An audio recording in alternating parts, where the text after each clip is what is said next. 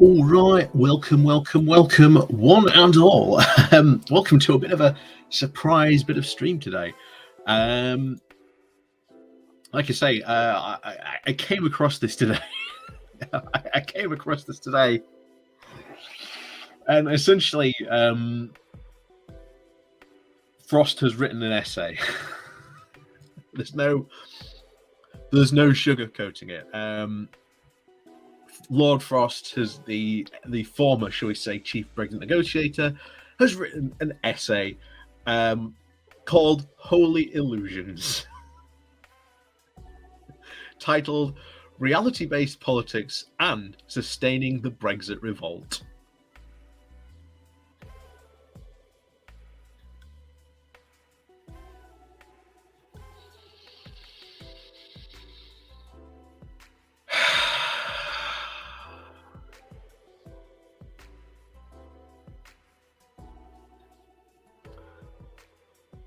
Anyway, before we get into this, good evening, folks. Welcome as always to the channel. Like I say, please do hit the like and share button while you are here. Like I say, it helps out massively as always. So, people in the chat, good evening. Colin Thompson, Chris Fisher, Stuart Douglas, Daily Blaze, evening to you. And Chatty Rat, evening to you. Oh, David Walker, hello to you as well. And yes, hello to everyone who's in chat. And like I say, we're going over this. Why are you getting a surprise stream today? Well, first of all, I thought, why not?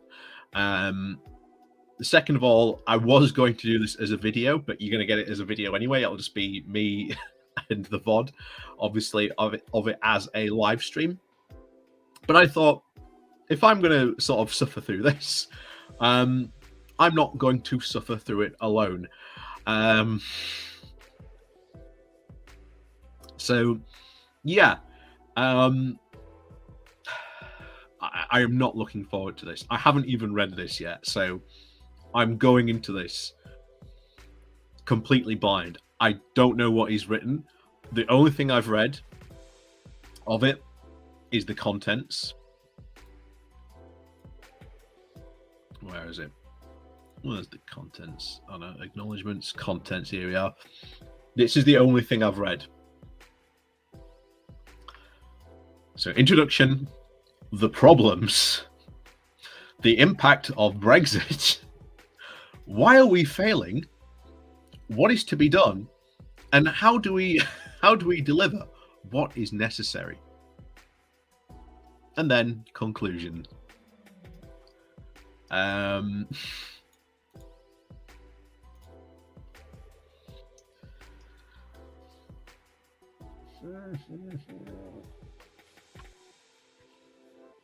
This is going to be fun, or painful in so many ways. It's so many ways. Oh,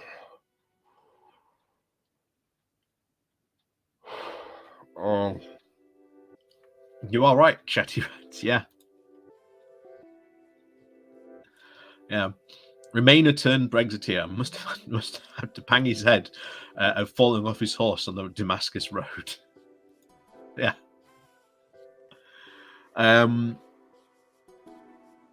Frostication. Yeah. Exactly. Yeah, it's rather than a publication, it's a frostication.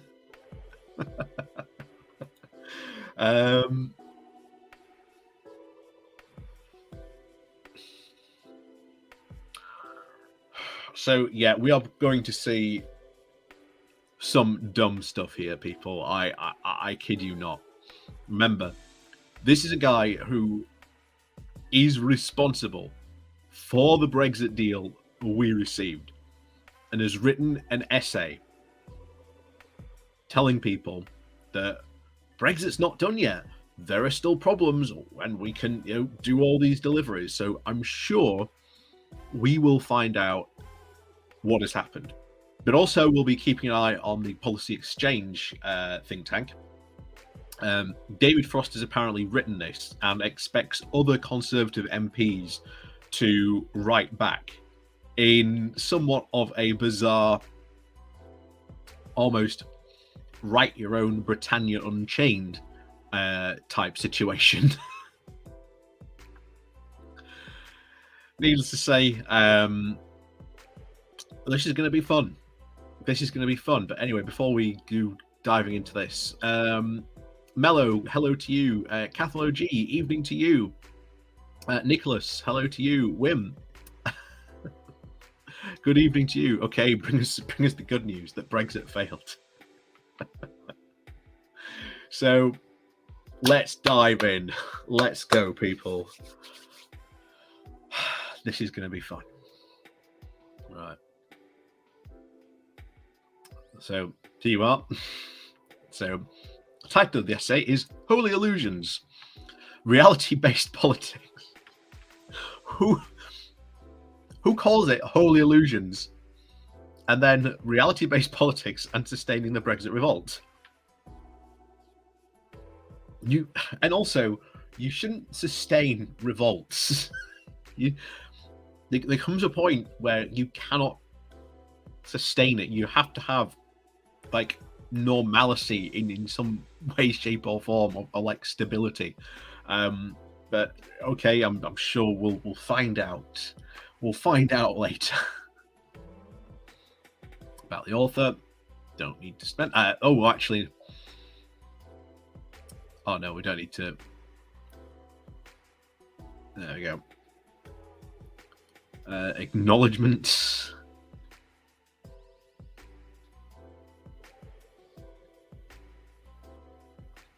Contents. So, introduction. Let's get into the introduction then. So, he starts off in the late 1970s. Oh, hang on, tell you what. Disremembered. Can you? There you go. That's as big as. Oh no, I can make it slightly bigger. There we go. That's better for you guys. There we go. Duke Vengeance, Holy Diver. yeah, indeed. Siphenia. This is going to be fun. Yeah. And condolences as well. Yes.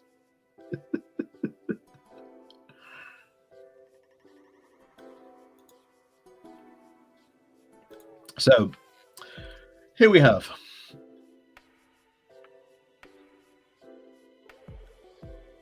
So, it starts off. In the late 1970s, a group of businessmen and think tankers put together a report for Margaret Thatcher, the then leader of the opposition, that aimed to establish the priorities for a future Conservative government. It was known as Stepping Stones. Its analysis was based on an earlier writing diagram that, the best possible in the earlier computer days, illustrated the difficulties afflicting the British economy and the connections between them. It concluded correctly, questionably, probably, I think there's a lot of people that would disagree with that the key to solving the interlinking problems was dealing with the overly mighty trade union power. How's that worked out for workers? Obvious as that conclusion seems in retrospect, many did not see to it so at that time. As Sir Hoskins' book about the events Just in Time makes clear, it is important not to idealize this process. The pre-1979 Conservative opposition was not a group of inherently wise strategic thinkers. Like all politicians, they found it difficult to focus on the long run and the important under pressures of managing day-to-day politics. Nevertheless, the sponsorship of the Keith Joseph paid off, and Margaret Thatcher was persuaded, and stepping stones formed the important intellectual underpinning of the early years of the Thatcher government. The value of this exercise was in forcing decision takers to contemplate the measures that were necessary to solve Britain's problems, and then to try and create political conditions in which those measures were possible. It was an attempt to change the prevailing mood of defeatism, in which measures the incapable in dealing with Britain's problems seemed to be the only ones possible. As Hopkins wrote in his report, it is not enough to settle for policies which cannot cannot save us on the ground they are the only ones which are politically possible and administratively convenient. These questions are self-evidently once again relevant today. The country has just experienced for the third time in 6 years a prime minister's sudden and unexpected failure in office. For all the Partygate nonsense, Partygate noise. Sorry, say not nonsense, but there we go. Just me roughly reading into it. The underlying reason for Boris Johnson's departure was his government's seemingly incapability to craft a convincing economic and political program. Instead,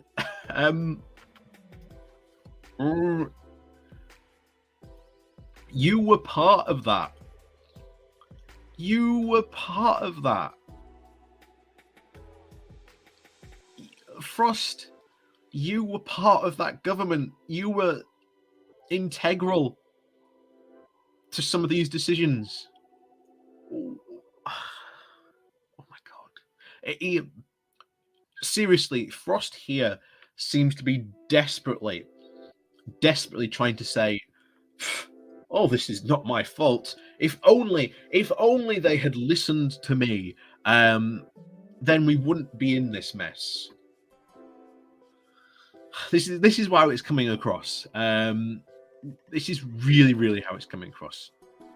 Cathology. Is this from Tufton Street? No, this is actually from Frost. Like Frost wrote this. He wrote this essay for Policy Exchange.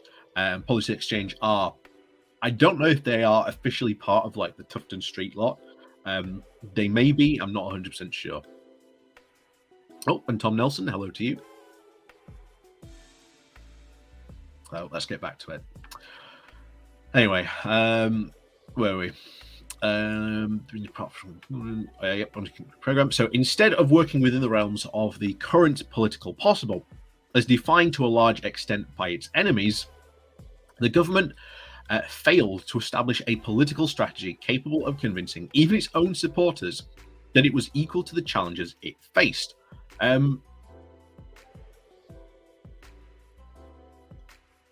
The Conservatives have an overwhelming majority. No one can stop them from passing anything unless there is like a significant Conservative rebellion. Nothing can stop them. The problem really of the Johnson government was that Johnson himself was directionless and that no one really knew what to do, and Johnson staffed Downing Street and the cabinet with complete and utter waste of time politicians who don't even have an ounce of strategic thinking in them. And bear in mind, Johnson ditched all the somewhat decent Conservative politicians who could do stuff and could deliver stuff back in 2019.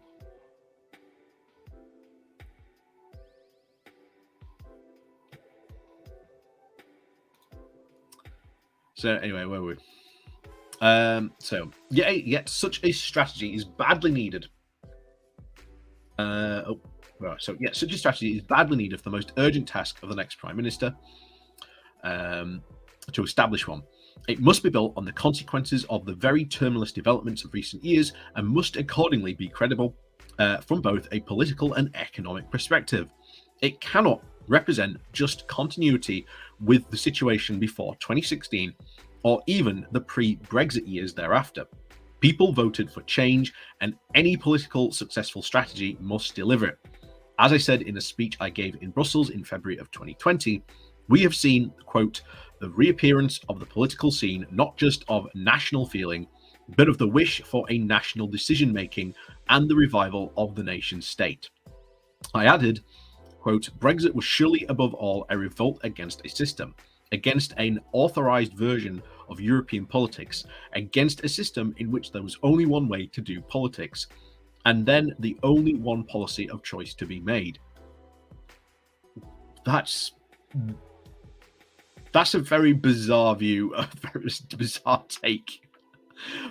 A very bizarre take on Brexit, because if you look at what people really wanted, they voted vastly different ways for everything. They voted for everything under the sun. Some people even voted for leave, not because they actually wanted to leave the European Union or even cared about the European Union. They just wanted to, what they thought at the time was a vote against Cameron. So a lot of people just voted to leave just for that reason. Not any other reason, they just voted for that reason. And again, the very different ways that people put Brexit forward was for, like, staying in the single market, staying in the customs union. That's not what happened. That's what Leave promised, but that's not what we ended up getting. And you can tell so by the fact of how desperate the Brexiteers were not to have a second referendum, because they were desperate. If they thought, oh no, if the deal gets put forward, we might actually have to talk about the deal. And they fought hard not to do so, even though you've got people like Nigel Farage, Boris Johnson, I think himself mentioned it, Jacob Rees-Mogg, all very much said, yeah, you can have a number of referendums on Europe. But there we go. So the revolt to which I referred has just suffered a setback. The Johnson's government's failure to actually capitalise on the mood for change and its revision to establish policy-making norms on taxation, on net zero, and on regulation meant a huge amount of momentum for change was lost. But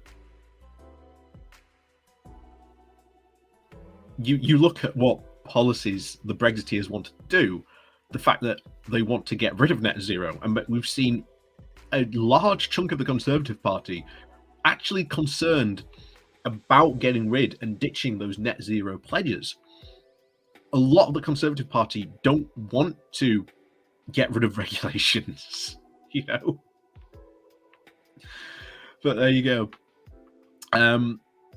Many across the establishment see the opportunity to put an end to the so-called populism, for want of a better word. What do you call Johnson's government? Like what do you mean? Of course it's populism. What do you mean? Oh, bed ridings, evening to you.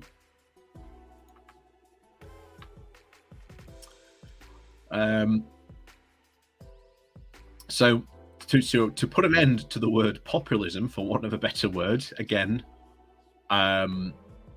what do you call it then, Frost? Because everything about the Brexit referendum, everything about what you've just said, ties into populism.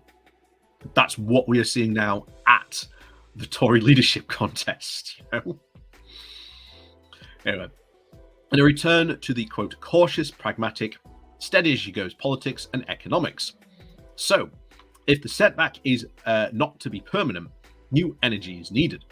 And those who want change need to keep control of the levers, regroup, and do better in the second half of this parliament than the first. Now this is urgent. The government's experience so far shows that the challenges it faces are greater than any since the early Thatcher era. The nature of the problems is not well understood by many in government and the policies, let alone the wider public. The deep roots of the difficulties are not grasped, and the result of the situation and solutions currently proposed tend to be very superficial and short-term. Tackling the problems requires a very robust intellectual analysis of why we are in this situation. Brexit. The Tories. Not that hard. It's not that hard. The creation of realistic yet far-reaching policy prescriptions and based on it. Effective communication of the diagnosis and that prescription. And these are necessary preconditions for devising a strategy which can then convince, and on the basis of which an electoral mandate can be secured. This is how we can put the Brexit revolt back on track and maintain the coalition of supporters which is sustained.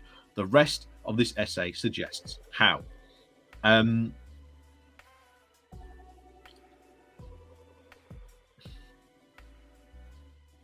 Okay. You aren't going to resecure that electoral mandate for for a lot of this. You know, a lot of that mandate was very much based on the fact that it was Boris Johnson there, and he was talking up a lot about getting levelling up done. That coalition is falling to pieces because there is no way, given the comment and the video we've had from Rishi Sunak, certainly the comments from Liz Truss, and certainly another couple of things that we've seen very recently. Not what a lot of that coalition that, quote, supported Brexit and this revolt you wanted back in 2016. But then again, as we've said a lot of the time, what the Brexiteers want versus what actually people who voted for Brexit, worlds apart. Worlds apart.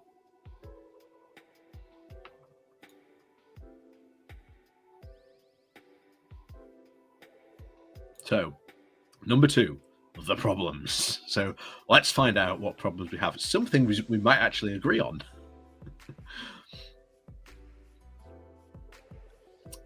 So, just as in the 1970s, the country faces many interconnected, serious but superficially very different problems. As on the instrument panel of a malfunctioning airliner, ministers face a bank of flashing red lights with no clear guidance for which should be actually tackled first and why, and little time to decide about why the situation deteriorates further.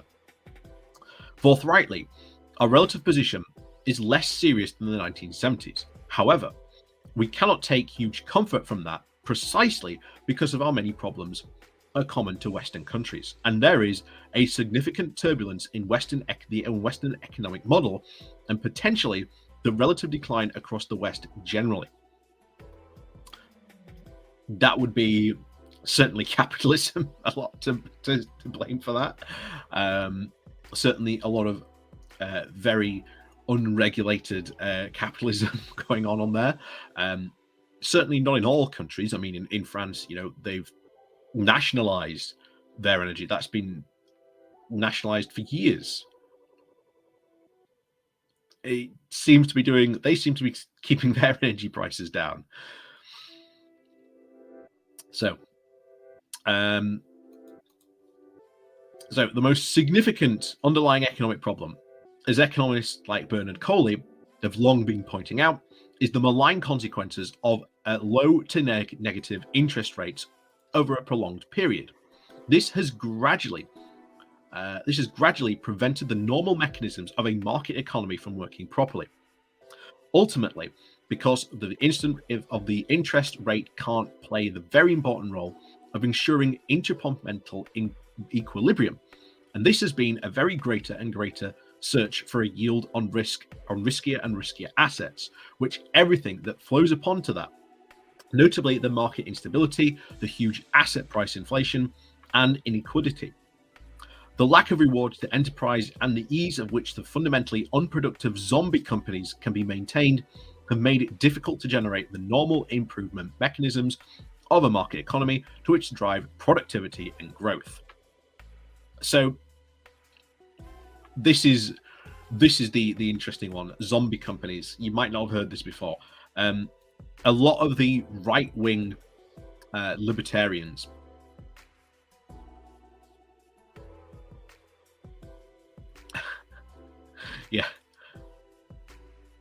Yeah, very true. Very true. Oh, it's November when you renationalize it, isn't it? Is it November where it all kicks off for you, renationalizing energy? I can't remember now. I can't remember.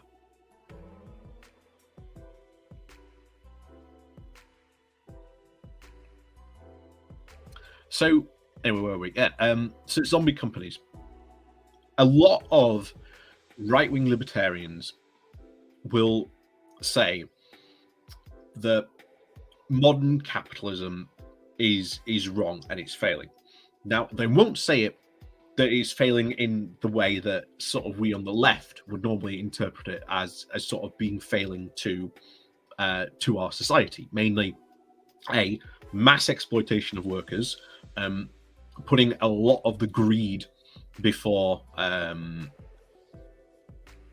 before really actually investing, taking profits out of the company and sort of again putting them in their own personal bank accounts, favoring investors before the wants and needs of the company.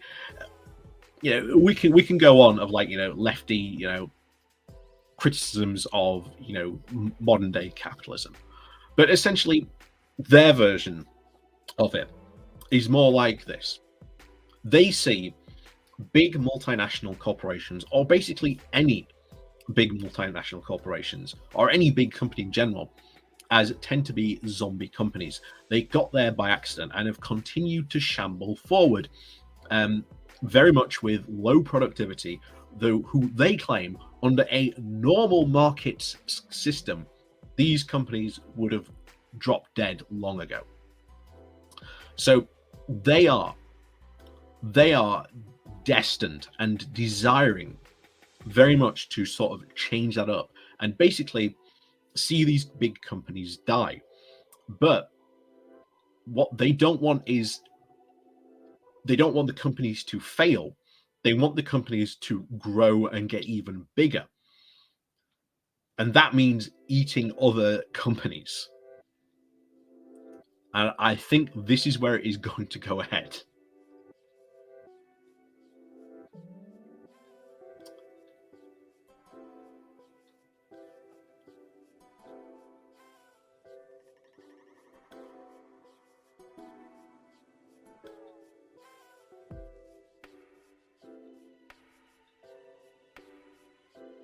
Here we are. Yep. I checked the buying of EDF shares from the French state is happening right now. It's an operation in progress. Oh, Duke Vengeance, hello to you. Did I miss something? Can't tell. Colin Tomlinson. So monetarist theory should have the low rates generating a boom in the UK, which hasn't happened. Yeah. Just Squire Syndergaard at once. Ball Hatman, I'm missing. I'm right here. I'm right here.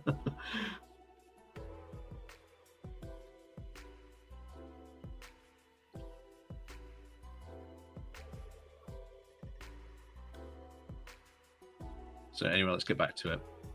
So anyway, so where were we? Yes, the mechanisms of market economy growth drive productivity and growth, but there are other significant problems too.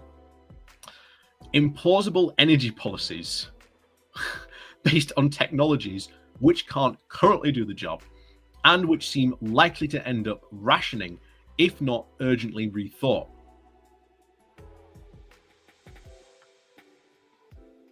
That's a dig at renewables. He hasn't said it, but that's renewables. We'd probably be in a better energy situation if at about 10 years ago, David Cameron, when they first sort of came in the coalition, did away with a massive expansion to wind turbines, certainly in the sea. And we could have had, those would have been online and up and running now if they had stuck to their guns and actually built them. We might not be in as a bad situation as we are now. That's the truth. We've had, I think it was, I can't remember which one it was, but honestly, both Liz and Rishi have been saying so much stuff this week, it's difficult to try and parse out who said what. I can't remember which one said it, but one of them said that it was time to wind up the solar production that we have in the UK. And if I, again, seen this correctly, solar is currently it's 4% of our energy production in the UK.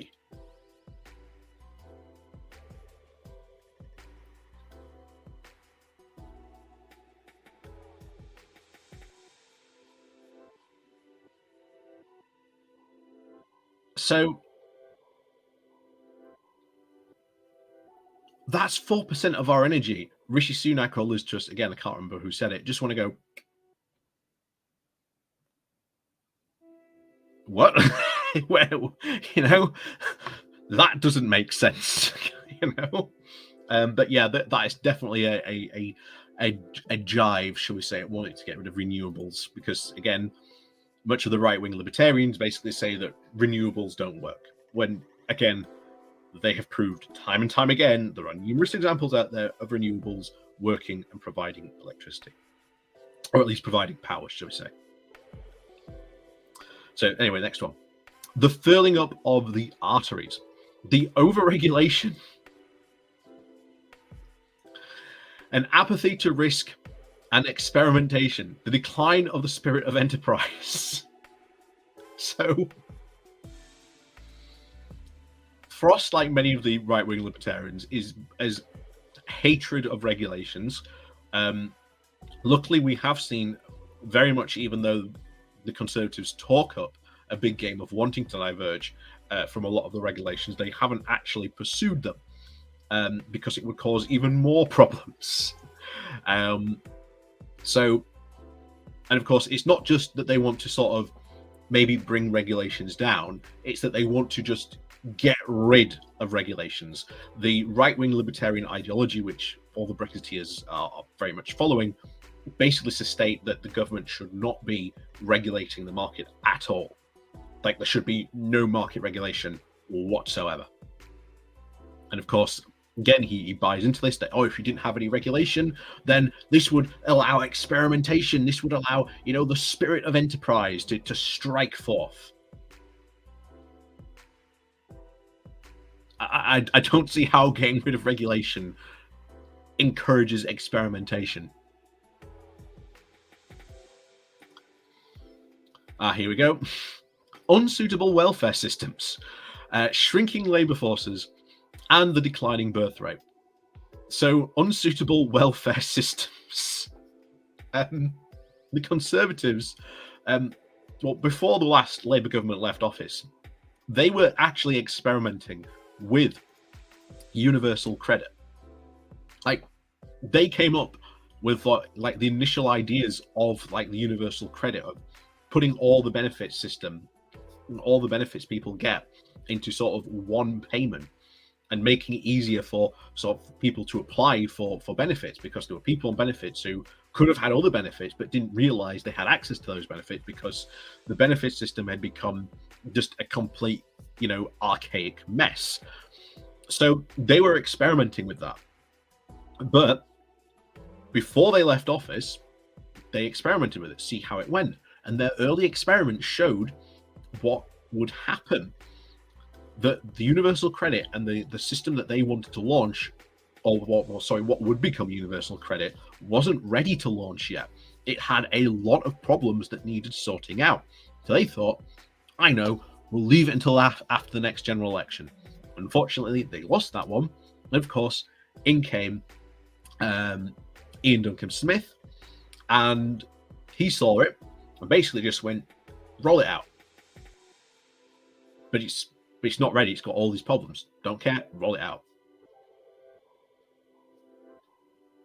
And to this day, we are suffering a lot of those problems because they rolled out universal credit when it wasn't ready.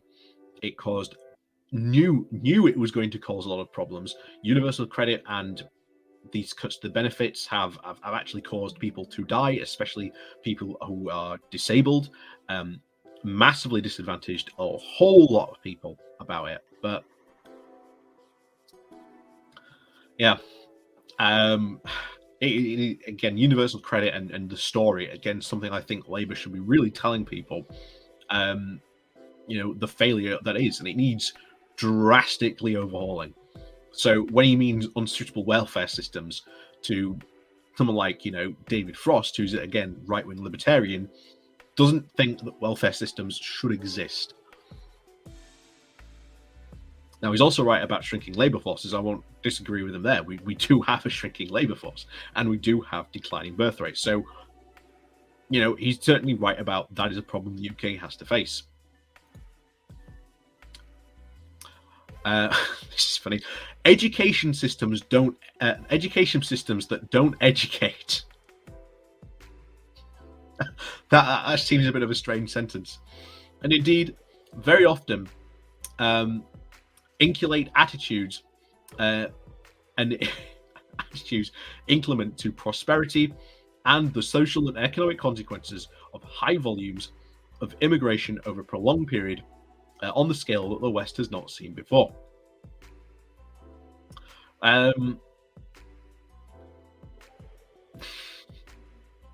Again, having a go at, again, if you've got a shrinking labour force, isn't that we've had this immigration over a prolonged period of time a good thing? Now, if you've got a shrinking labour force, you need to bring in new workers from somewhere. Where are you going to get these workers from?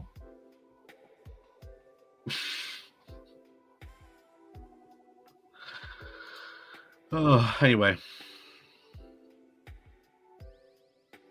So, as a result of all this, there has been a secular decline in productivity and growth across the West for the past 20 years. Few countries can now expect growth to reach the old trend levels of 2.5% to 3%. Again, this is another thing that you see a lot of the sort of the right wing, especially libertarians, fixate on growth. Oh my God, it's all about growth. We've got to grow. We've got to grow. We've got to constantly grow. Luckily, this seems to be very much a falling away attitude that companies must grow.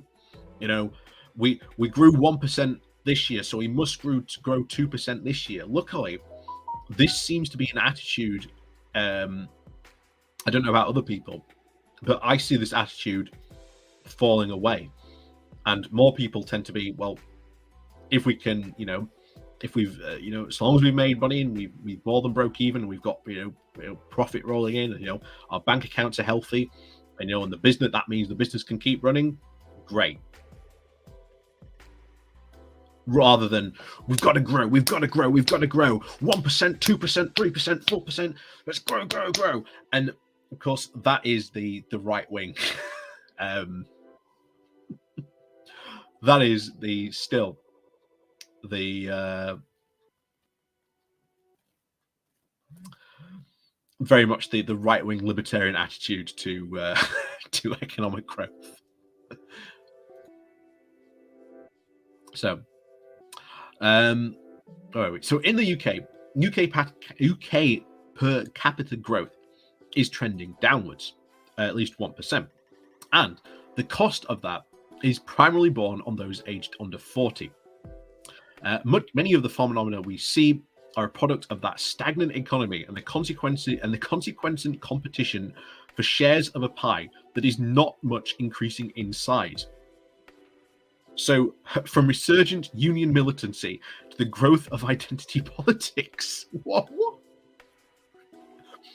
What's identity politics got to do with the economy? I'm sorry. What? What's identity politics got to do with it? I get what he's on about. I don't agree, of course, with him saying about resurgent militant union militancy, but the growth of identity politics.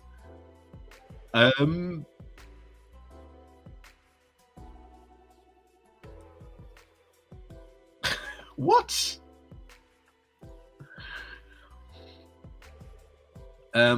Of course, we do have huge advantages. An open and still reasonably flexible economy, superb high-end science, although not too much longer, and higher education, again, probably not too much longer. Again, Rishi Sunak saying, he wanted to get rid of all those, quote, non-profitable degrees. An entrepreneurial spirit and a general openness to new ideas and adaptability. We have had significant domestic sources of energy, if we choose to use them, and we can attract the highest skilled migrants from around the world. Well, when we tried that, especially with the science program. How many people applied? Remind me of that one. Oh, no one applied. Not one. We also have the advantage that all the levers of policy are once again in our hands. We are not stuck in a regulatory regime that suits others. Again, pursuing the whole, Brexiteer argument that all these, regimes only suit, one company, or one region. When they don't, all those, things are looked at to suit Europe as a whole, not just one region. But there you go. That's the typical Brexiteer myth. So once again, in our hands, we are not stuck in a regulatory regime that suits others, and we are not locked in to the rickety and dysfunctional Eurozone. Correct me if I'm wrong, but the Eurozone just keeps on going from strength to strength to strength. God, I'm looking forward to the day when the euro finally just outbeats the pound. Honestly, the Brexiteers that day are going to have an absolute meltdown. It is due to these deep strengths that the economy has held up much better than many competitors expected, including the effects of test and trace. Excluding the effects of test and trace between 0.4%, 0.8% in each of the first 5 months of this year. Again, site sources. I know we've grown, but I know we haven't grown that too much, so I'm definitely questioning his growth figures on there. But we also have significant problems, and many of our past advantages, for example, a low tax environment, are waning fast. Again, a low tax environment clearly has not been beneficial. And people want higher taxes because they want good public services. And if you want good public services, you have to pay for them. So, to name just a few, we have a dysfunctional housing market caused by Margaret Thatcher. In that stepping stones argument in the document, which you are apparently trying to replicate. And planning system. Poor economy-wide skills and training, low levels of business investment. Again, most of that is due to Brexit, but don't tell Frost. Definitely, do the teacher thing, circle it in red, and say, "See me after class."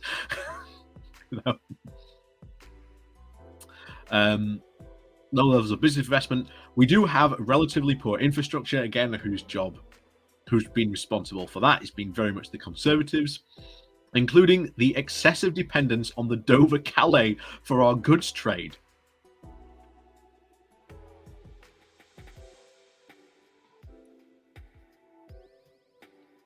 It's the shortest route across the channel. That is where most of our trade goes. It is not the fact that we are, quote, dependent on Dover-Calais for our goods trade. That is just the general economic reality of this. That is the general economic reality that Frost seems to be completely rejecting in this.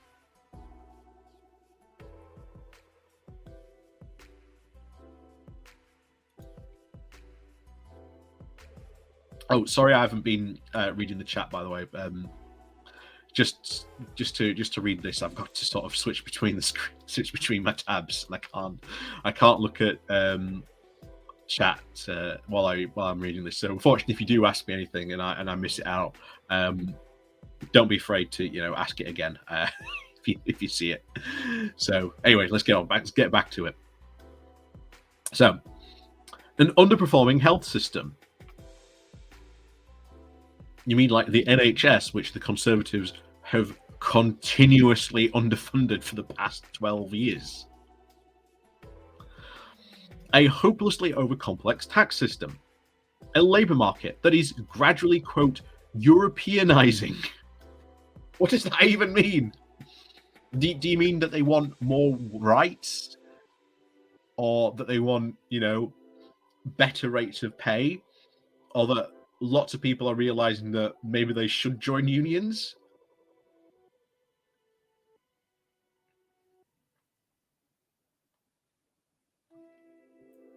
What do you mean by that? Our trade policy is a quote is a giant preferential system in favor of the European Union, and which therefore sorry, I can't even say it, inhibits the internationalization and reorientation of our broader economic relationships that is necessary given the long-term shifts in patterns of growth.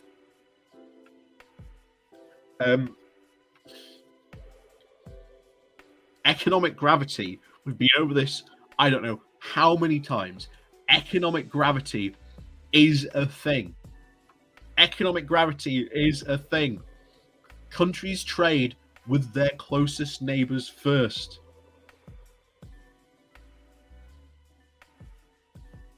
You can't just go and do, oh yeah, we're going to do all these, fantastic trade deals with, Australia and New Zealand and all these other countries over the world. It's not that.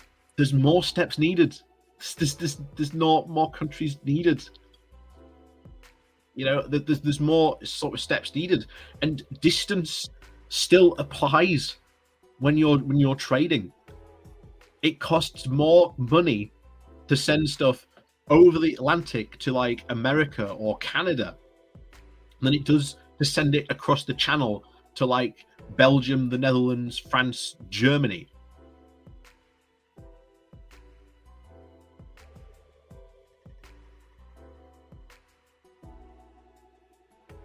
So yeah,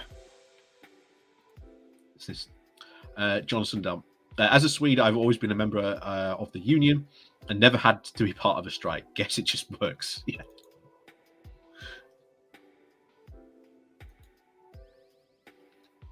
Anyway, where were we?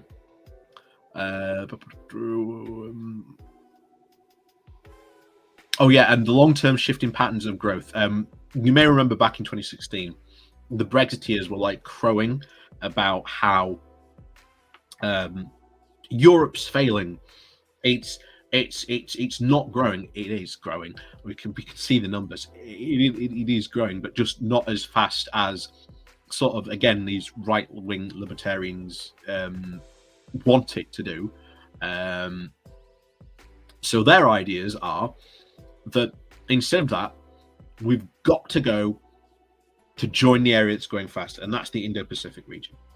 So you've got the areas like Indonesia, Malaysia, India, all in that area are experiencing vast, rapid growth. First of all, there's a lot of industrialization going on there. B, that's again just geography. It's how it's falling out, and the idea that we can somehow just, I don't know, pull up some sort of invisible anchor and just sail off into the sea. It's nonsense. But this is again the crazy, the attitudes that these Brexiteers have to this. They really do not understand trade. And bear in mind, I'm not a trade expert, but it's not that hard to listen to trade experts, listen to what they're saying, and understand basic concepts that once you look at them and you learn them, you go, like trade gravity, perfect example. Once you look at them, you learn them, and you understand them, you realize nothing the Brexiteers made sense. But there you go. So anyway, where are we? So, in education, there is a long tail of essentially pointless and underproductive higher education. again, going on after higher education. Who cares? If there's all these different degrees and different courses that students can do, let them do it. If someone wants to go do something that you might consider unproductive or essentially pointless, who cares? Let them go do it. It's their education. Let them get educated for it. And quote, anti-capitalist attitudes in universities and schools are producing successive cohorts of people, each of which is less productive than its predecessor.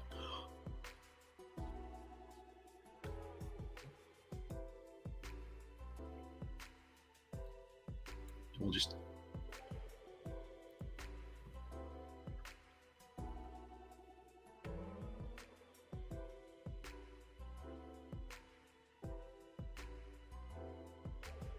honestly.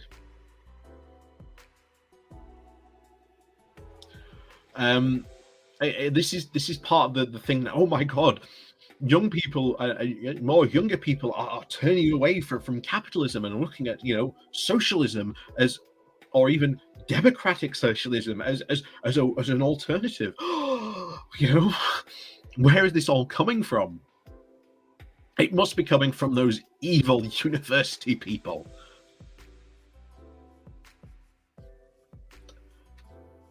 Oh.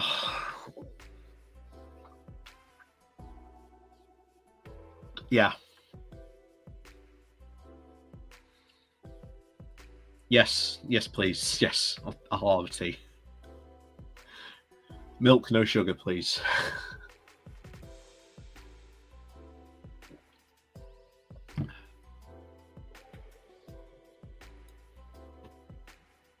Yeah, let's get back to it. So we also have a particularly weak and alienated sense of national identity because of excessive devolution and decades of propaganda, which has run down British history, culture, and values, with particularly virulent form of identity politics, sadly common to the Anglosphere.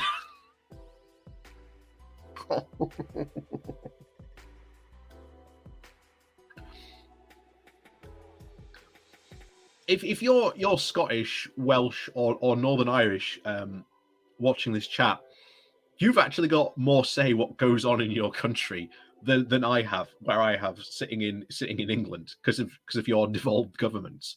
And devolution has proved to be quite a good success. It's proven that it can act more agile than a national government can in sort of focusing and looking where investment is needed and can be directed. Shock, horror. But of course, again, Brexiteers, all about the centralization of power. And then, again, going after sort of British history and culture. In the UK, when I did sort of history, we did history from, in primary school, we tended to do Romans, you did Vikings, and you did a bit maybe about the Victorians, but you never really touched on anything too serious. You never got anything like too deep into what the Romans did, or you got to know a bit about what the Romans did. That maybe they built baths or stuff like that, or Vikings came in long ships. Other than that was generally tended to be it. But to be honest, when you're teaching young people about history, that's really all you need to know. You teach them really Billy basic stuff. You don't need to go any deeper than that. And of course, at secondary school, we then went on from years 7 till 9. We did history of Britain from 1066 right up until I think we we stopped. Again, it may be different now. It also depends on which history organization your sort of your school follows, or the school that you went to follows. And we stopped. Woo. When did we stop? Did we do the English Civil War? I don't think we did. No, we must. No, yes, we did the English Civil War, and we got up to sort of year 9. You were talking about sort of impacts of industrial revolution on sort of on the UK. So you talked about, oh, so and so invented, like, the steam engine, the spinning jenny, the seed plow. Again, a bit more in depth, but that was it. And then at GCSE, my school, again, we did the OCR version of history. So we did year 10 for GCSE preparation. We did the American West. So the coursework that we did in year 10, again, towards our sort of GCSE, was towards again the American West. So we learnt about sort of the beginnings of migration, about the migration across the West, the settling of the West, the Indian Wars, the treaties, the breaking of those treaties, the consequences of that, and that was year 10. And then year 11, we did Medicine Through Time, which I found really interesting. Medicine Through Time, I really, really liked Medicine Through Time. That was a really cool sort of subject. And then, of course, after that, that is essentially your that is your history. That is your history lesson.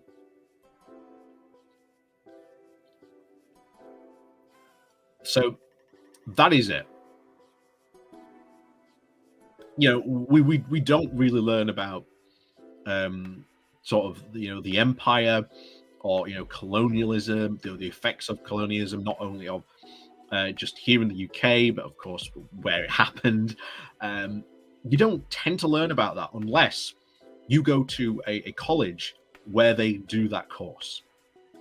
And in Barnsley, we did in history, they did Tudor history, which is again very focused, because once you sort of leave sort of like the secondary school, especially in the UK, it's probably the same everywhere else really, you sort of tend to focus more on sort of the area and the period that you sort of study on. So Barnsley offered Tudor history, and then we did sort of modern history, and I think that was very, very much sort of 1900s, sort of World War I, World War II, interwar period, Cold War, and of course sort of right up to modern day. So those were the two courses. And then when you go to university, you can get to choose even different areas of study of where you want to go study. Hull, I think it is Hull. I think it still is. I'm not 100% sure. Hull, if you want to go study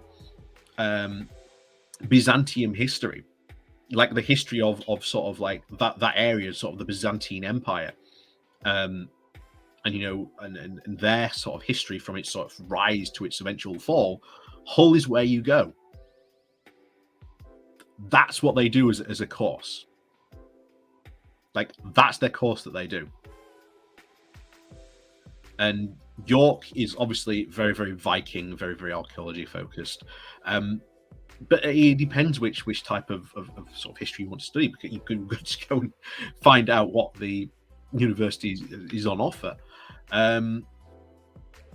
But yeah, we don't actually do that. But a large part of what he's talking about, the degradation of sort of British history, is because most of these people are upset that we're learning now, or people are talking about the effects of colonization, and that Britain really wasn't, that good a country, throughout history. And it's like, so what? Who cares? Oh no, Britain did a bad thing in the past. Yeah, it was bad, don't get me wrong, but knowing that fact, does it damage the country?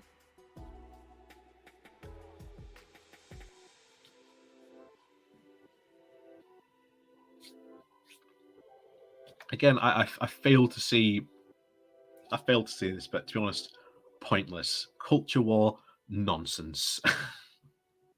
And that is why, folks, you do not get involved in culture war stuff. Anyway, here we are. Let's get back to this, because what a tangent we went on there. What a tangent. But anyway,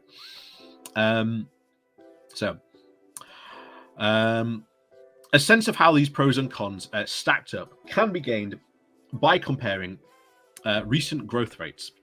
Britain's performance has been poor against the best performers, while better than the laggards. Again, who are they? Is there going to be a graph later on that shows this? Because there's been a remarkable lack of actual data in this for what is meant to be a very policy-driven and facts-based essay, at least he claimed at the start. In GDP per capita, we are behind Germany and the Northern Europeans, and of course, well behind the US, but ahead of France and the Southern Europeans. If growth rates over the last 10 years continue into the future, we will fall further behind countries like Germany, Sweden, or Denmark, let alone the USA, Poland, and the Czech Republic, will overtake us in about 12 to 15 years. But we will remain ahead of France, Italy, and Spain. It is not good enough, particularly with the economic freedoms now afforded to us by Brexit, to be content with this mediocre growth performance. So again, upset that essentially other European countries will overtake us.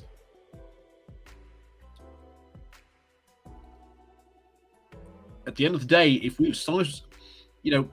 economically, I think as long as we have sort of a good functioning economy, who cares? Who cares where we are on the league table? Yeah, okay, it's good to be, high up there, but what does that actually mean, though? If you have high GDP, what does that actually convert into? That should convert into providing better services, better infrastructure, providing healthcare, providing a functioning court system that can actually work and prosecute criminals, which it seems to be absolutely falling to pieces to at the moment.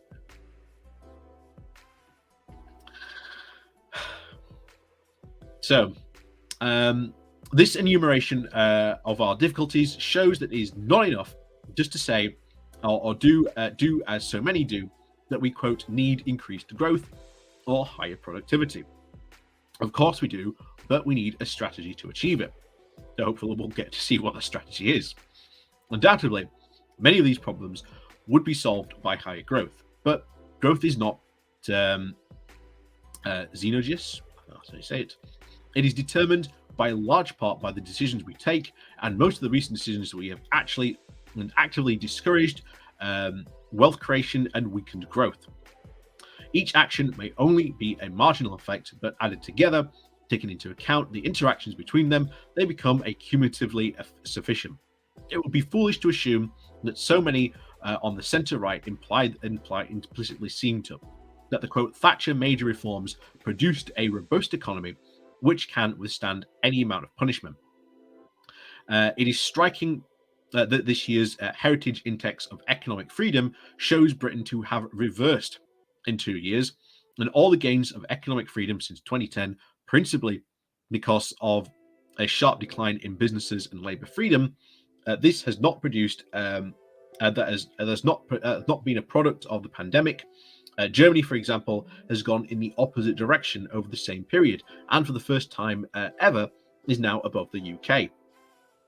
Correct me if I'm wrong, but I think Germany has always been very, very much ahead of the UK when it comes to sort of growth.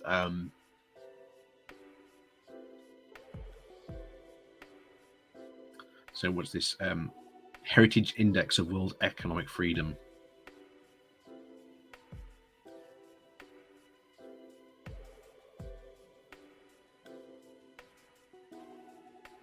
Yeah, this is what I like.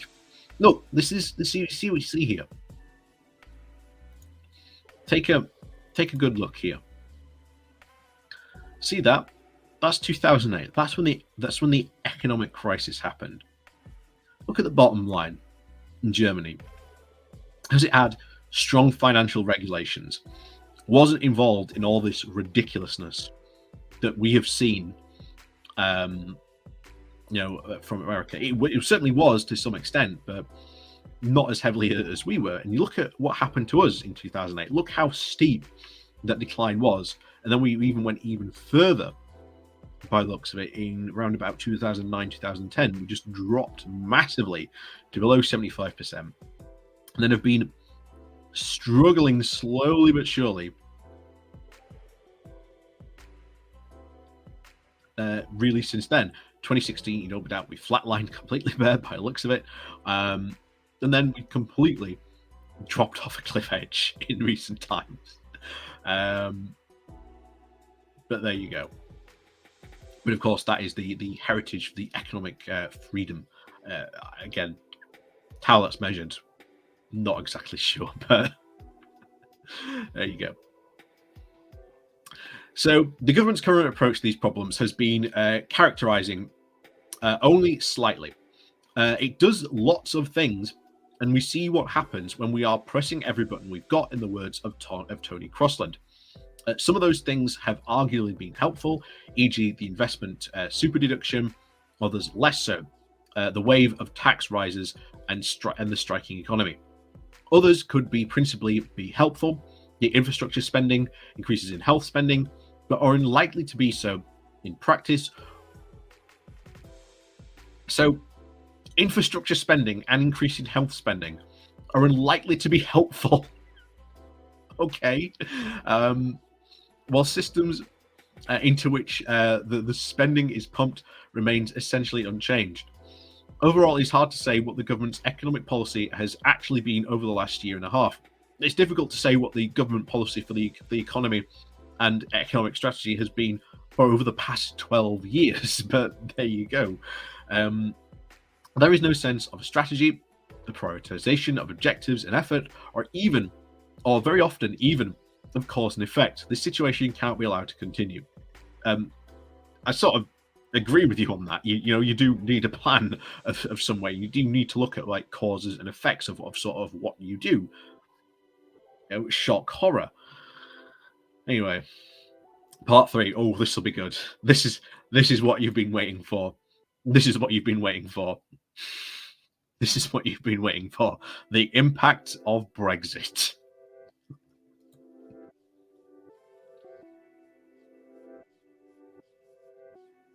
So, the effects of Brexit are also part of the picture and deserve specific consideration. Brexit itself creates neither a huge economic advantage nor disadvantage. And yet, I'm pretty sure you could find footage of Frost going, "Oh, Brexit offers us huge economic advantages." Again, this is part of what I see as sort of the trying to rehabilitate Brexit, because there's certainly going to be two, I think, schools of thought going forward. There's going to be a lot of people saying that, oh, we haven't got Brexit done. And then you can very easily turn around and go, oh, but then has Brexit failed? And then, as you'll see here, no, Brexit hasn't failed. It's just that we haven't followed through with Brexit. And that's, I think, what you're going to start seeing, the idea of, well, we've done Brexit, but we haven't really done Brexit yet. So anyway, it is a tool that gives us back full democracy and puts all the levers back in our hands. Now it is all about how we act. It is obvious that the impact of such a significant recalibration will be felt over a prolonged period. Accordingly, the fact of leaving the EU has already helped shape our policies and political economy that we can expect to do so for some years yet. The first reason for this is that, self-evidently, Brexit represents a huge discontinuity in our external economic and, to some extent, political relationships. Again, absolutely foolish, given the fact that a lot of Brexiteers, and even in the government's own review of the army, was talking about a pivot east again, that we no longer needed a type of army that could fight in Europe, because, to quote Boris Johnson, and even something that was said in that review, we no longer need a large tank force because, well, the era of large tank battles in Europe is at an end.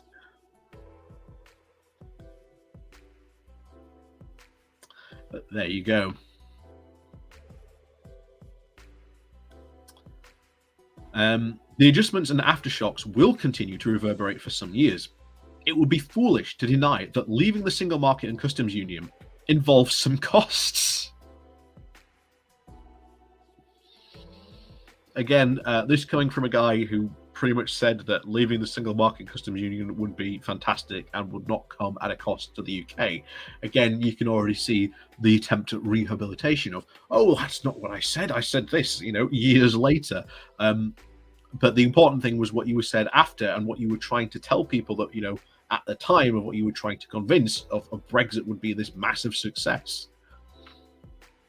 The UK's growth and trade trajectory since the referendum does not suggest that these costs are material, and that the distastes that the hostile critics have expected have not materialized. Well, they're slowly starting to materialize.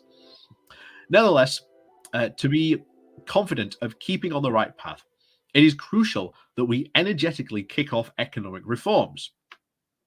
Okay, let's hear what you've got then. Second, our priorities is affected by the, quote, willingness, insistence even, of a large share of political and public opinion to attribute any symptom of the current problems to Brexit, even though the same problems are just as visible across the West to a greater or lesser extent. Because some problems are caused by Brexit. Brexit will have an impact on a lot of stuff that we do. You can't just brush it away and say, it's not a Brexit problem. We've had queues since the start of Brexit proper down at Dover. The queues we saw at Dover just a couple of weeks ago, every single expert has said it very clear. The worst is yet to come. We've got the checks coming soon, the biometric checks, which are going to be massive. They're going to be a massive problem for us, certainly very soon. This is rarely justified by reality. I think reality begs to differ. Anyway, but this instinct among so many commentators is nevertheless actively damaging, in that it distracts attention from the real causes and encourages debate about superficialities. Again, trying to ignore the debate, trying to say, let's not talk about Brexit anymore, guys. Let's not talk about it, guys. Third, our governing elites still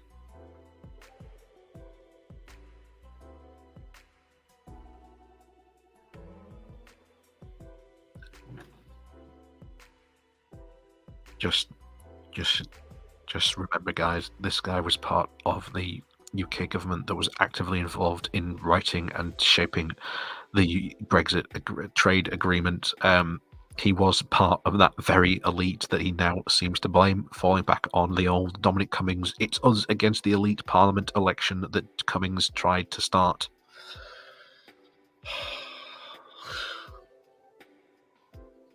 So, to a large extent, seem to be suffering from the psychological hangover after EU membership. As a country, we have not got yet used to having all the levers of our policy in our own hands. Still, less using them to shape an agenda and creating a sense of determination to tackle them. For whatever reason, some politicians and, quote, many civil servants seem nervous about using the levers they have. Civil servants aren't responsible for that regulation that you're talking about, Frost. It's politicians. And the politicians don't want to do it because primarily the businesses have gone, please don't diverge. We do not want any divergence. What are you doing? Why are you trying to diverge? That's going to make us trading even harder than you've already made it. What are you doing? And that's been sort of businesses' reaction to any attempt at these regulations. They are going to cause a lot of problems. And when they do diverge, that's going to cause huge problem.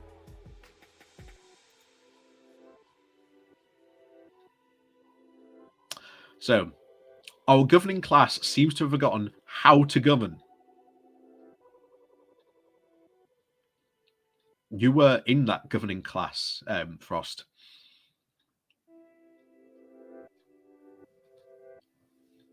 Again, why is a guy who's pretty much responsible for Brexit, who, quote, got Brexit done, now saying that, oh, Brexit wasn't done properly? Why are you trying to now fix something long after the time you were in power and had the ability to be able to do some of this stuff?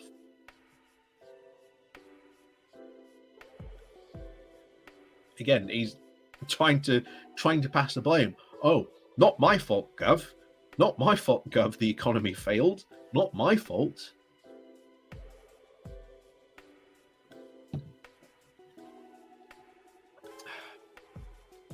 So our governing class have forgotten how to govern, how to guide a state, and how to set a goal and direction of travel. Finally, nearly 15 years of EU membership has meant that the EU is still a reference point for far too many issues and policies.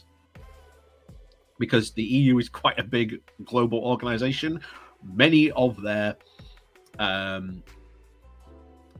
standards are not only just European standards, but world standards.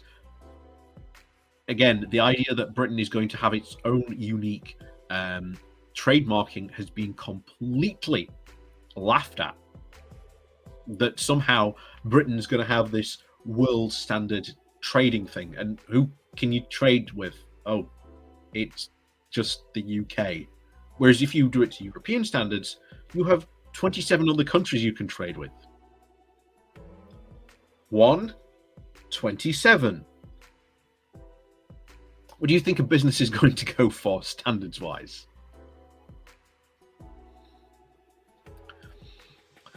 Anyway, he continues. This is more out of habit than of any of objectively justified reason. Okay. And this is possible because so many of our decision makers have spent their lives dealing with the EU and have studied in the EU through some of the Erasmus scheme, or have simply owned property in Europe. So, is David Frost here? I think he seriously is. He's desperately trying to set up a Manchurian candidate situation. You know, the reason Brexit is failing, the reason why it's not succeeding, we've got all these secret EU infiltrators in there.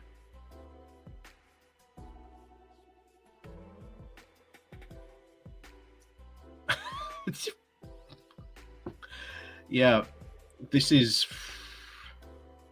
Oh boy. Oh boy. Anyway.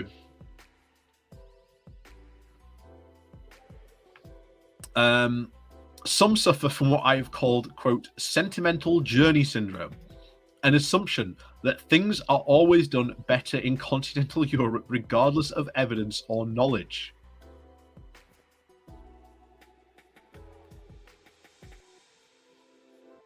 And we see that Europe has a lot of stuff. I've talked about this on my channel before. If you see a good policy that's going on in Europe, why can't we just go yoink and just make it a British policy? That's fine to do. But if something is succeeding, there's no way to just, you know, sometimes you don't need to sort of, you know, reinvent the wheel. Just make a new wheel, you know? Just... Oh, he's desperately trying to rewrite history here. He's desperately trying to rewrite history. Anyway, back to it. Certainly, this may seem to find it hard to accept that there are highly qualified producers outside the EU regulatory machine or even the EU's regulatory machine. It is not necessary, as its propaganda suggests, the best in the world. By contrast, benchmarking from and judging ourselves against Canada, Australia, Switzerland, Taiwan, or even Singapore, just to name a few examples, are still recognized as a little eccentric. EU membership has narrowed our horizons. They need to be wide once again. This is exactly what you would read back in 2016, by the way. This is exactly what you will read back in 2016, like word for word. Like I could probably go and pull out some very similar stuff written by Daniel Hannan back in 2016. It's very, very similar because again, they're all on that ideology. Again, bashing the EU for, again, blaming the EU for stuff, even though we're out of the EU now. So why are you still blaming the EU? I thought now that we're out, everything was meant to be better.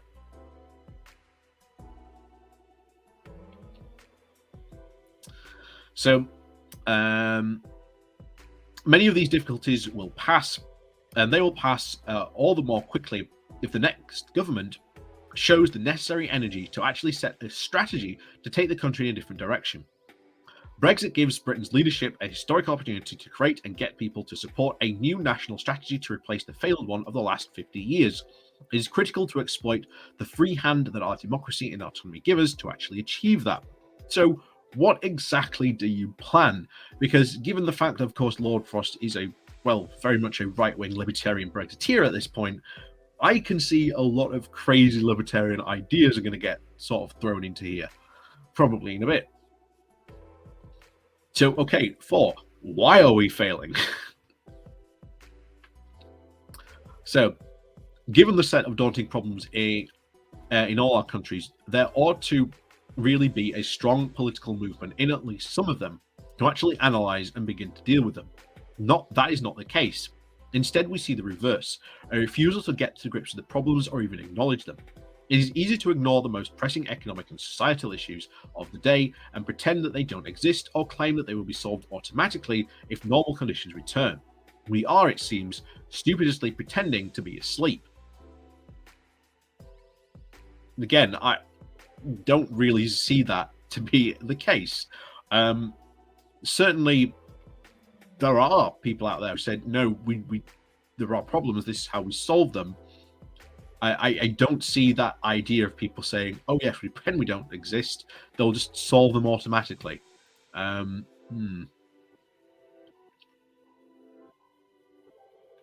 So the major reasons for this is the deep-seated intellectual environment in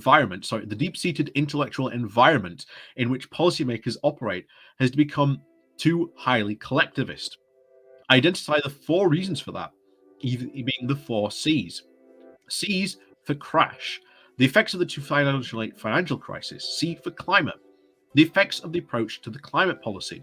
C for COVID, the changes wrought by the pandemic. And finally, C for complacency, the assumption that the West will always succeed, and all these produce the final C, collectivism.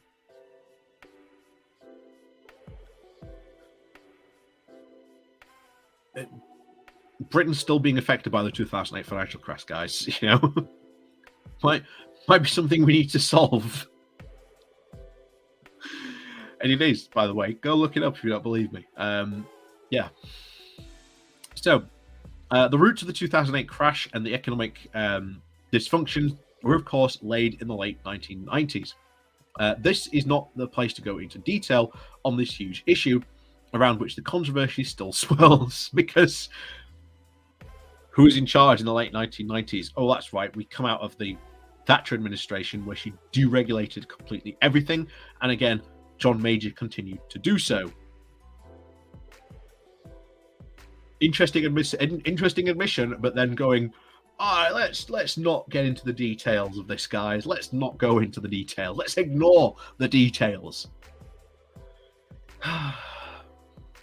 Anyway, but undoubtedly, a major cause underlying the case was the failure of the then Federal Reserve by President Alan Greenspan to raise rates quickly enough in response to productivity changes, and then hold them down for too long following the Asian financial crisis at the end of the dot-com boom. The Asian financial crisis, don't you mean the American financial crisis? Because it was the collapse of the American housing market that caused the 2008 financial crash that had massive repercussions about that.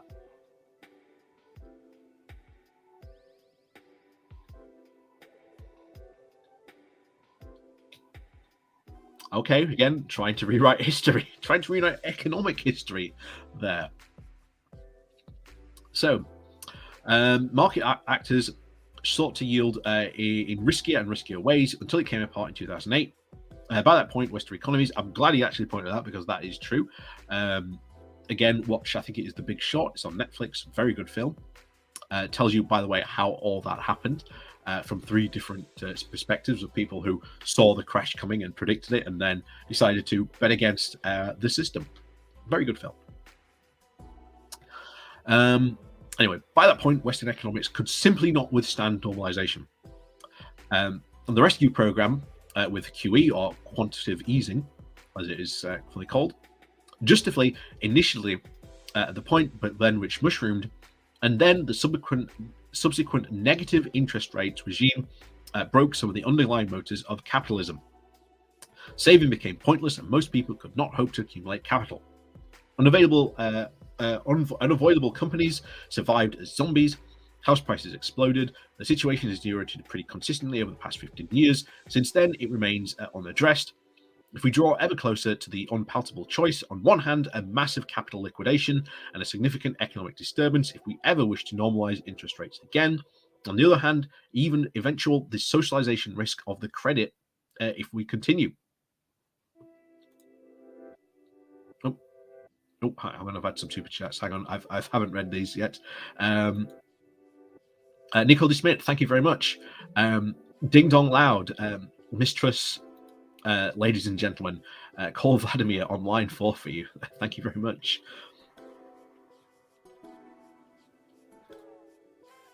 Jonathan, thank you very much for that. I hope this will get you a beer. Thanks for the vids. No problem. Thank you very much there, Jonathan. And of course, Cathlo G, thank you very much. Our interest is to be part of the biggest possible market with the fewest possible barriers. The European single market gives us that, gives us access to that. Guess who? Is that Lord Frost by any chance? Is that Lord Frost? I'm guessing that might be. Guessing that might be indeed. So yeah, it doesn't surprise me. So, where were we? Yes, here we are. So, with the existing low super rates, it is possible, though not yet certain, that getting the current inflation under control may force us to face choices imminently. This situation was unfortunately fostered in a general anti-capitalist mood across the West. A pessimist view of a modern capitalism has been re-established, a view that the crash was caused by greedy bankers.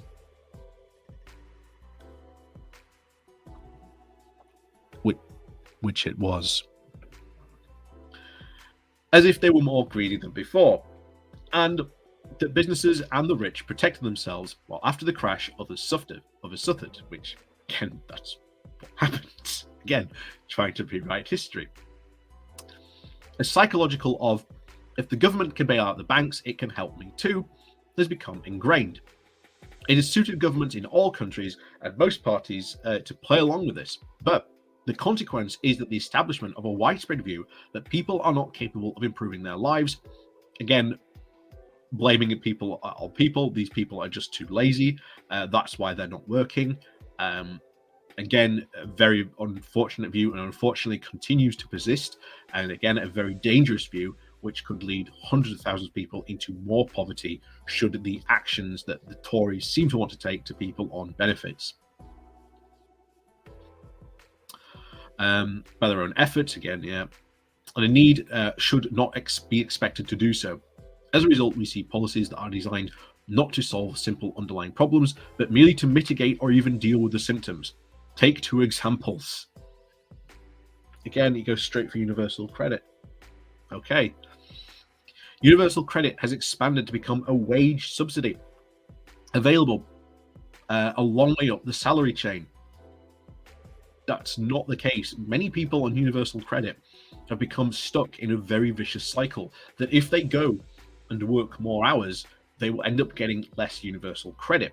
But because their wages in the job that they are working are so low, they need universal credit to be able to prop them up.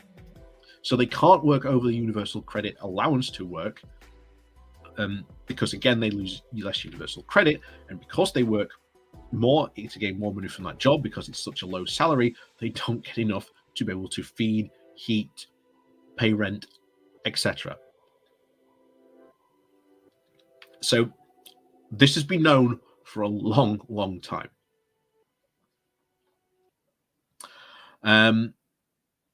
So this is the beginning to prepare the intellectual and political ground for universal basic income. Excellent, good. I hope it eventually does come in. But again, there needs to be a lot of policies done before that comes in, especially going after landlords, because if the landlords know that people are getting universal basic income, what do you think they're going to set their rents at? Schemes which explicitly aim to prevent everyone from losing income in any circumstances, as foreshadowed by furlough during the pandemic. Ooh. Again, setting up that terrible spectre. Another is the increasingly desperate and indeed counterproductive attempts to manage the consequences of a totally dysfunctional housing market. Borrowing supports mechanisms, and again, the proposed bans on the no-fault evictions and similar, all of which artificially increase demand for and the price of which can be paid for housing, while reducing supply. Even accepting the difficulties in increasing supply in the short term, these run remarkably very little interest in tackling some of the fundamentals, including the market domination of major house builders. So again, sort of agree that the major house builders and these chains do need to be tackled. Hasn't mentioned, again, rents need to be tackled desperately.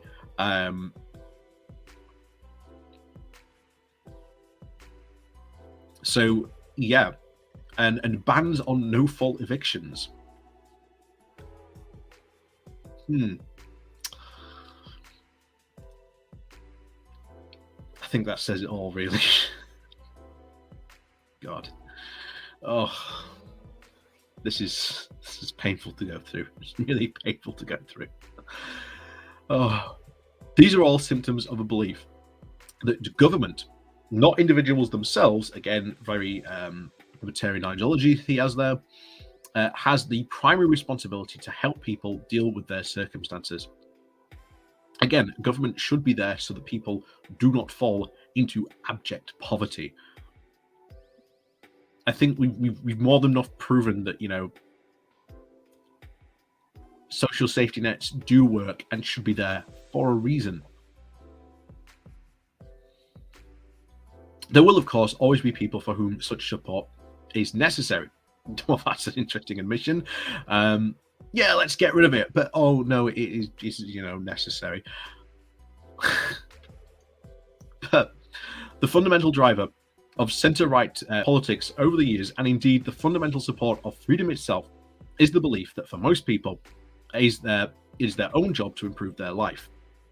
Now, while it is people's own job to improve their life, there are times and situations where you may not have the money to do so. You may be not looking at a good housing situation. You may be living in an area where your job prospects are not that good. And at that point, the government has to step in, and it would maybe improve the situation of the government if they decided to maybe invest in that area.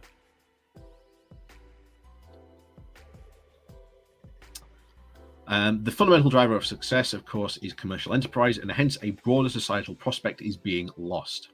Again, very libertarian identity and politics views he has there. So the second C is for growth of climate collectivism. this insidious effects of 20 years of totally unrealistic approach to climate change and energy policy.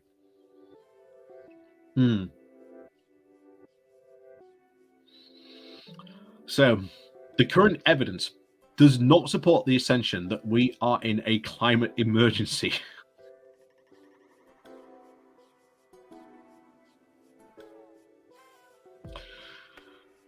Okay. Rather, the effects of climate change are a problem, one that we may face and should be tackling in that pragmatic way, rather than rather than by asking it upon us to upend the whole way our societies work. We're going to have to do that anyway. Better we do it now than later, when it could be 10 times harder to do so. Western society, and indeed world civilization, depends on copious supplies of energy. Yet, the prevailing mood is one of which individuals are asked to restrict their use of energy, and of which unsatisfactory renewable technology is touted as the best solution to our problems. Renewables work. Like renewable technologies do work, but they need a lot of investment still. But they're getting even better. Wind power generation was, you go back 10 years, was nothing like it is today. Same for solar, with like battery technology further increasing, massively helping out solar. Geothermal stuff, massively helping stuff out. Again, even nuclear power. Like the fact that now there is an actual industry, which again, the government is not investing in. Again, blows my mind, but there you go. There is an industry developing very much in the UK and in Europe for building mini nuclear reactors. Now, again, these mini reactors, obviously the mini reactors, they're not as big as traditional nuclear reactors, but can still produce a heck of a lot of energy. And I'm very much we should move beyond the green and renewables, but in order to be able to do that, nuclear has to be at the heart of that. It is the transition. And yeah, nuclear itself has a lot of problems, but if we are to make that transition, we do have to look at the nuclear options.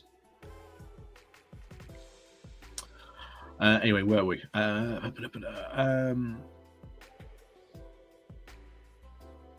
So technology, problems. So instead of focusing on the technological solutions that enable us to master our environment and get more energy in a more carbon efficient way, that be nuclear, CCS, fracking, and one-day fusion, we've focused on managing demand so that we can use medieval technology like wind power.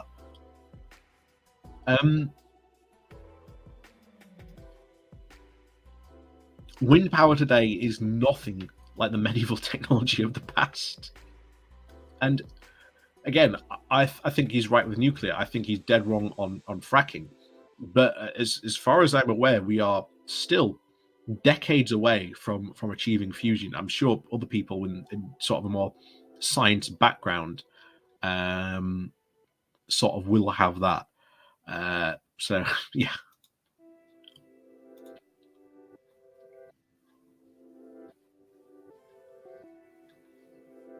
Yeah, Simon says, yeah, Finland creating a sand battery to store solar energy. Yeah, it's coming along massively in some of these areas. Yeah, we have the tech to do this. The problem is capitalism. Yeah.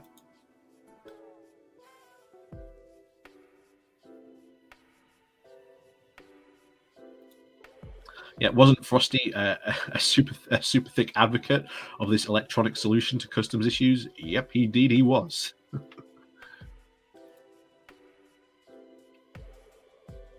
So where are we?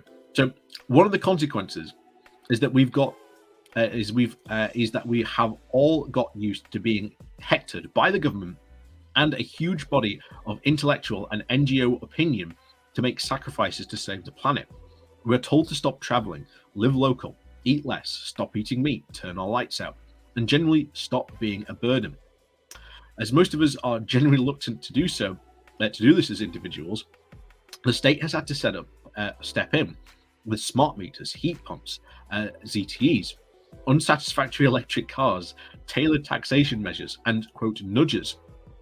We've all gradually got used to this and instead internalized it, so that it seems very normal to be lectured about about the moral aspects of virtually every choice of our everyday lives, getting on with your life.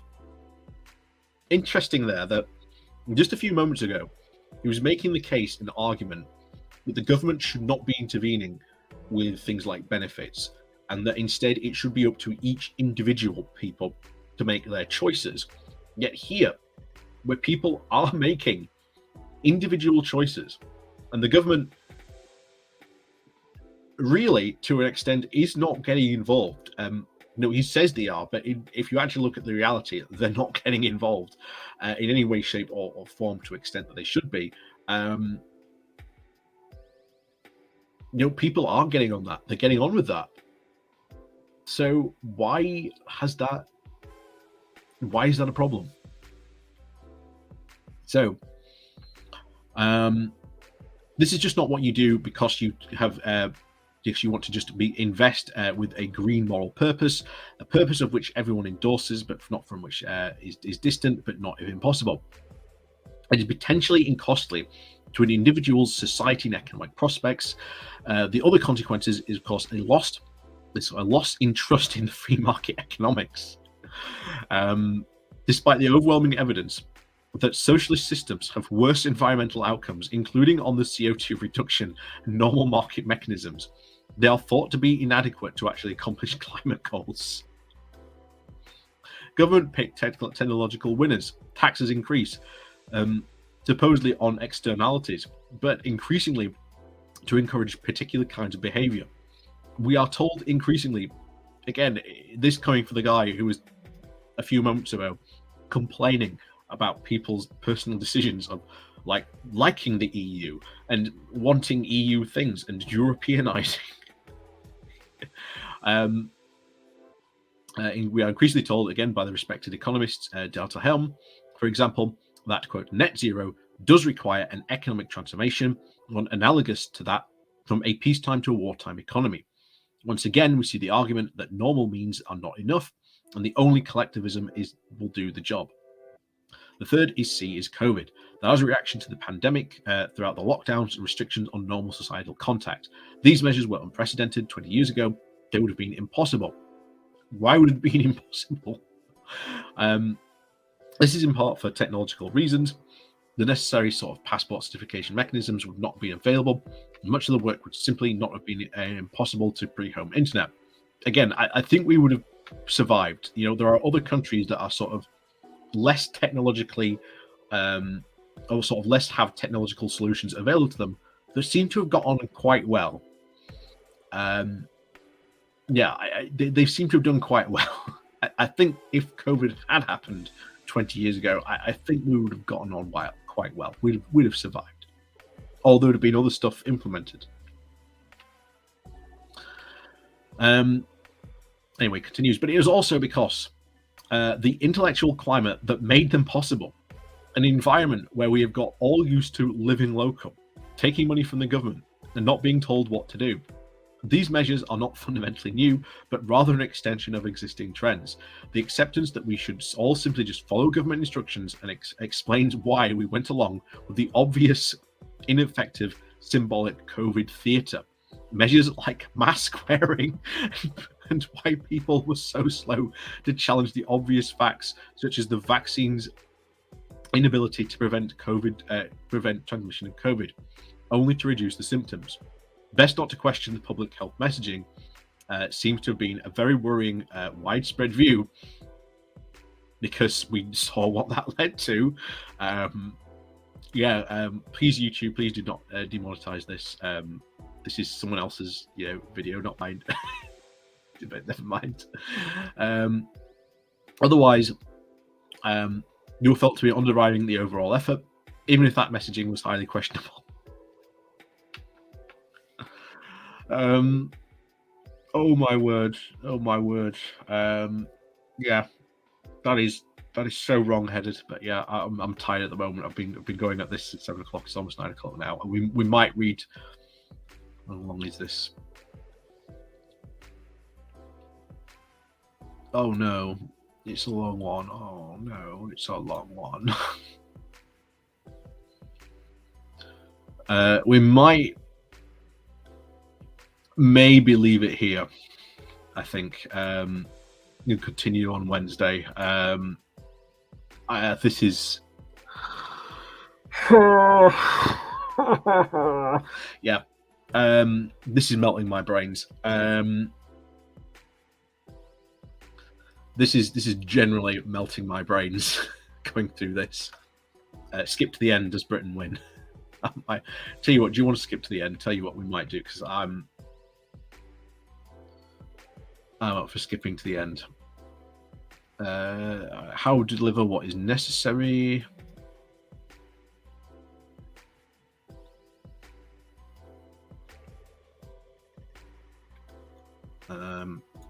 Oh, that might be hard. See, that's policies. See, I'd like to sort of get into that.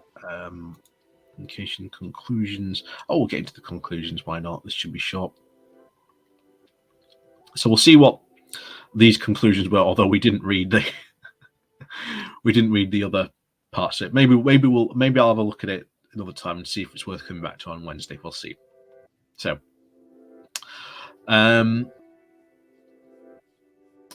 So this essay has set out a sober but realistic assessment of the problems facing our country. Tackling them will not be straightforward. Many issues would have been better dealt with earlier, and we are now taking longer to fix. Cost more and more to fix. The current crisis does at least mean we can see more clearly what is going on, and what the underlying trends are, and where the mistakes, and there have been many of them, were made. It is time to put aside our modest version of the, quote, holy illusions which Kipling denounces in the lesson. Just as in the army of 100 years ago, we had to create, we have today to create a country that, quote, faithfully mirrors its makers, ideals, equipment, and mental attitude. That is the so that is a problem, and that is what needs to change. The habits of the last 2 decades will not enable us to make a successful country in the next 2. What needs to be done will be turbulent and disruptive, but it is necessary. Again, I think we need to go back and sort of maybe we will come back and revisit that on Wednesday. Then what policies he was wanting to do, because I think that's very worth going over. So everyone needs to play their part. There's generally no alternative. We wish to heal the divisions, get to grips with the underlying causes of generational inequality, and hand on a better society to our children. Those who have benefited from the trends in recent years now are responsible to support the changes necessary to ensure others get a proper chance too. Otherwise, the path we're on will increase inequality in a random and very unfair way, and in the end, be unsustainable. If that trend were to continue, the destination will become more collectivism, more socialism, and worse outcome for people who have saved, invested, and generally played by the rules. In the real world, sometimes, and now is one of those times, tough choices are the ones that are there, and to avoid them, the only choice, to choose to decline as a country but fail to grow as individuals and responsible citizens. There's no other way for our country to succeed. I have a feeling those.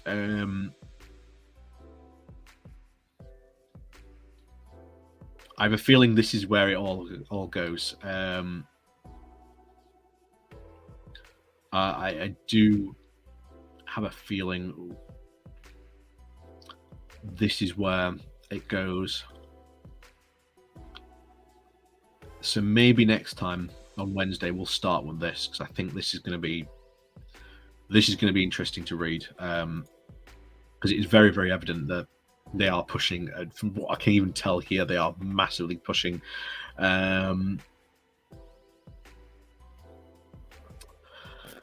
They are massively pushing a massive libertarian ideology on the UK. We see that from polls. That is not what people want. People want good services. To pay for those services, people are very, very well accepted the fact that they will pay high tax for it. That is what people want. People have actually rejected in polls very recently of the Tory leadership contest, those very ideas that Rishi Sunak and Liz Truss are pushing on tax cuts, because they want better services. Because again, if you cut taxes, what about the services? We've seen under Tory austerity, those services get worse and worse and worse. So why then are people pushing for that? So yeah,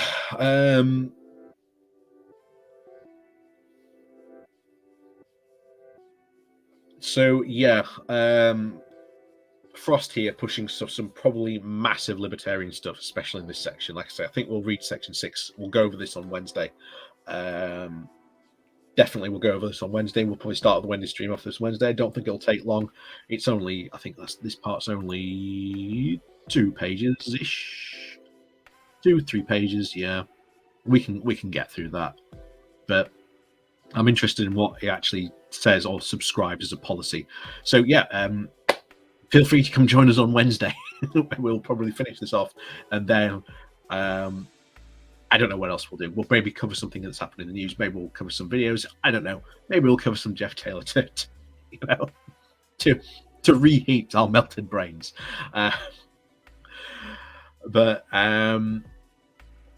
So yeah, this is unfortunately what they want. This seems to be the very big push, certainly from the Conservative Party. The intention of this is to push these types of policies, as he's clearly laid out in this document. He wants a fundamental change in not only conservatism, but a push towards this very right-wing libertarianism, this free market fundamentalism that so many of the Brexiteers are hooked on as an ideology. We've seen that come certainly in the past, and we've seen it on display, certainly the Tory leadership contest. We'll have to see if any of these get taken up by these Tory leadership contests, but I have no doubt this may pop up maybe in the next couple of few days, people talking about it. But yeah, interesting times certainly ahead in terms of sort of policy decisions the Tories want to make.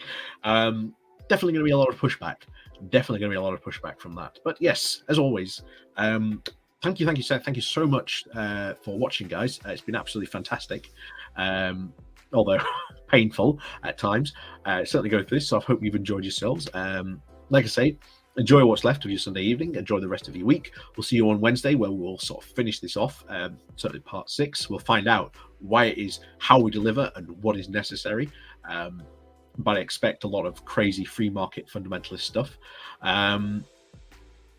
So yeah, thank you very much, everyone. Please do remember to hit that like button on your way out. And of course, leave a comment afterwards as well. Helps with the algorithm. And of course, thank you very much to people who do support the channel. Thank you very much to the people who have super chatted today. Down below, there are, again, links to my Patreon page, one-off donation link called Buy Me Coffee, where you can buy me coffee, all that good stuff. You can join the Pony Club down below as well. And as always, thank you very much for watching. And of course, we'll see you all next week. We'll see you all on Saturday for the Good Morning Walk. We'll see you on Wednesday, where we'll finish this off, and what I don't know what else we'll do, but we'll do something, I'm sure. And of course, as always, thank you very much for joining us, and we'll see you all next